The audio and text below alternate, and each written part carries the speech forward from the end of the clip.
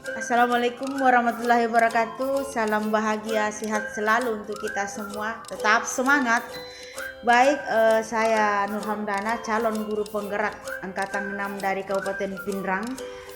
Pada video kali ini akan memaparkan aksi nyata saya pada modul 2.3 tentang coaching untuk supervisi akademik.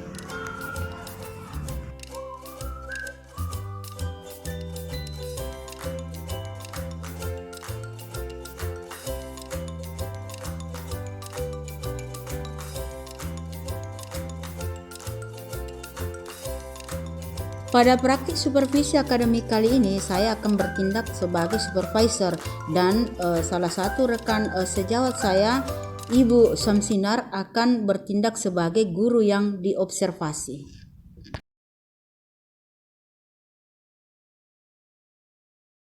Assalamualaikum Bu, bagaimana kabarnya hari ini? Waalaikumsalam, alhamdulillah baik. Kalau boleh saya tahu, Ibu mengajar di kelas berapa? Di kelas 72 Dengan pelajaran bahasa Indonesia.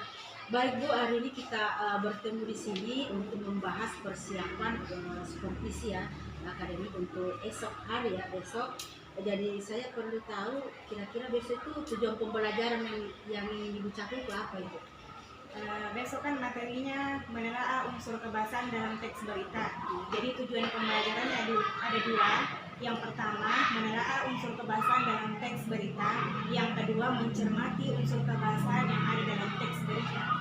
Baik Ibu, kira-kira ukuran keberhasilan pembelajaran itu Ibu untuk besok itu apa Ibu? Anak-anak bisa memahami materi yang saya sampaikan. Anak-anak bisa memahami materi yang Ibu ajarkan ya besok hari. Kemudian tentunya ada hal yang perlu disiapkan. Kira-kira hal-hal apa saja yang Ibu siapkan untuk supervisi besok? Yang pertama materi atau bahan ajar. Yang kedua ada media. Ada media yang harus disiapkan buku siswa, buku guru. Baik. Kemudian hal-hal yang membantu keberhasilan Ibu dalam pembelajaran untuk besok itu di kelas itu kira-kira apa Ibu? Hal-halnya yang bisa membantu keberhasilan, maksudnya tercapainya tujuan pembelajaran itu seperti penguasaan dalam mengelola kelas, kemampuan Ibu dalam pengelolaan kelas. Baik. Tentunya dalam seluruh kegiatan yang ingin kita kerjakan, tentunya kita membutuhkan ya, Ibu membutuhkan dukungan. Kira-kira dukungan dari mana saja Ibu? Dukungan dari teman sejawat, rekan sejawat, ya. Sesama guru ya. Oke. Hal-hal yang akan kita perlu melakukan kesepakatan untuk hal-hal apa besok yang diamati dalam supervisi. Kira-kira apa hal-hal apa yang diamati besok kesepakatan kita?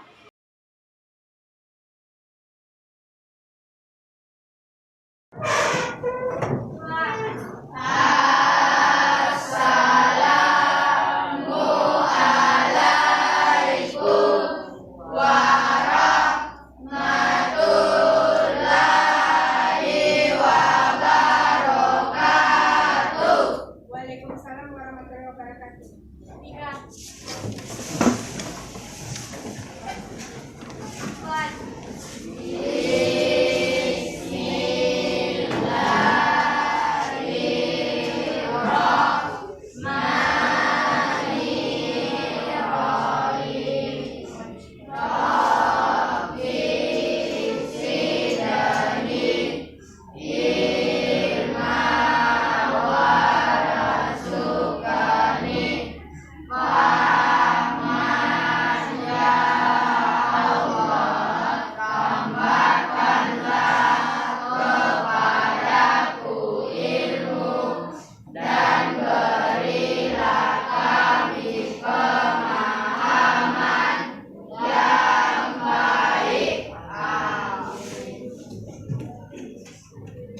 Bismillahirrahmanirrahim. Assalamualaikum warahmatullahi wabarakatuh.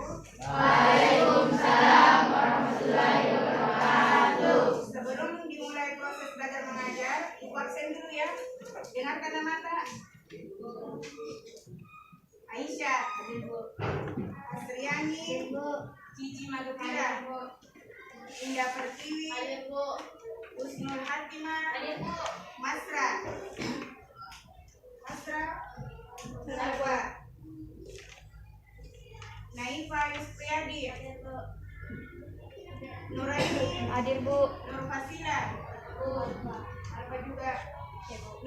Mimi Anas. Pelajaran kemarin tentang perbandingan berita cetak, berita digital, dan berita audio visual. Ada yang masih ingat bagaimana perbedaannya itu dari ketiga berita? Terletak pada pengertiannya, kan? Di mana berita cetak itu adalah berita yang disajikan dalam bentuk media cetak seperti surat kabar. Kalau berita digital berarti berita yang disajikan melalui bentuk online atau daring. Kemudian yang ketiga adalah berita audio visual, di mana berita audio visual adalah media yang selain memberikan efek suara juga memberikan efek gambar yang dapat dilihat. Ingat itu, nah? Kemudian selain ada perbedaannya, tentu ada persamaannya juga, kan?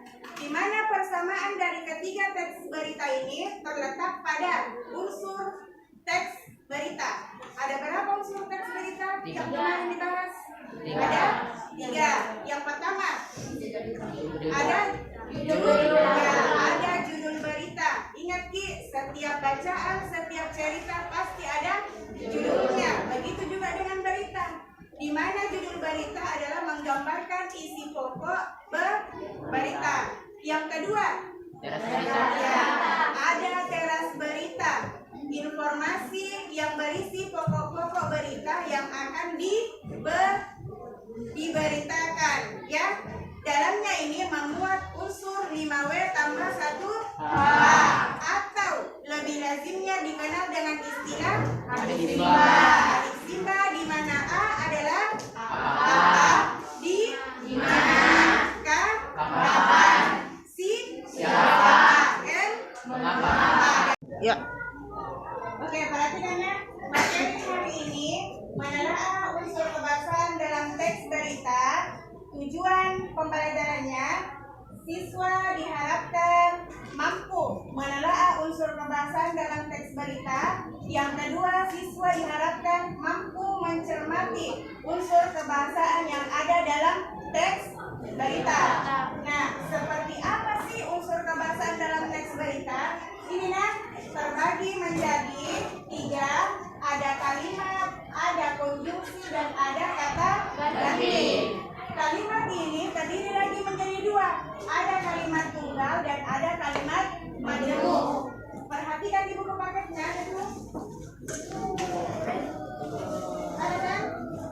Nah, kalimat tunggal, kalimat yang hanya memiliki satu klausa atau satu peristiwa saja.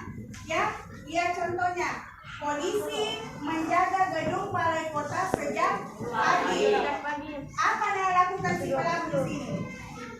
Lebih. Atau bisa dikatakan 2 peristiwa yang terjadi di sini. Lihat di contohnya. Ketika presiden datang, para polisi berpatroli di sekitar kawasan Jalan Merdeka, Bandung. Berarti peristiwa yang pertama apa? Ketika presiden datang. Peristiwa yang kedua, para polisi berpatroli. 2 peristiwa yang terjadi, kan? Paham? Bisa kalimat tunggal dengan kalimat majemuk?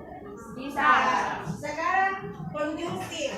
Ini konjungsi sama dengan kata penghubung. Ingat, kata penghubung yang digunakan dalam teks kebahasaan ada 2. Ada kata penghubung kronologis dan kata penghubung kausalitas.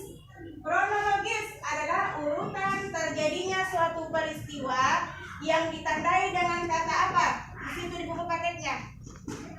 Kata penghubungnya, kan? Paham nanti sampai sini? Paham? Oke. Kalau paham, di sini kan ada tugasnya. Halaman yang 5 kan? Ini tadi 1, 2, 3, 4, 5 unsur kebangsanya. Kalau ada ditemukan dalam bacaan di checklist. Nah, kemudian perhatikan tugasnya kembali halaman 123. Sudah selesai semua, kan? Sudah. Sekarang Ibu mau minta 4 orang yang naik presentasikan hasil dari tugasnya tersebut tentang